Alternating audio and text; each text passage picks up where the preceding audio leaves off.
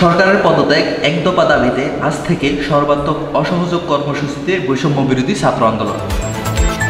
অনির্দিষ্টকালের জন্য দেয়া এই কর্মসূচির প্রথম দিনে রাজশাহী সহ সারা দেশে বিক্ষোভ ও গণসমাবেশের ডাক দিয়েছে আন্দোলনকারীরা। সহিংসতায় নিহতদের ঘটনার বিচার এবং গ্রেপ্তারকৃতদের মুক্তি দেওয়ার দাবি জানান তারা। একই সময়ে 24 ঘন্টার মধ্যে দেশের সব বিশ্ববিদ্যালয় ক্যাম্পাস ও হল খুলে দিতে সরকারকে আলটিমেটাম দিয়েছে সমন্বয়করা। বর্তমান সরকার পদত্যাগের পর একটি জাতীয় সরকার গঠনের আহ্বান জানিয়েছে বৈষম্য বিরোধী ছাত্র আন্দোলন।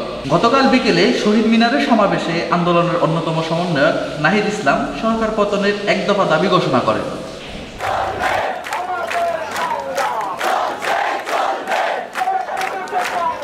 বাংলাদেশের মানুষের জীবনের নিরাপত্তা, সমাজের ন্যায় বিচার প্রতিষ্ঠার জন্য আমরা এক দফার সিদ্ধান্তে উপনীত হয়েছি।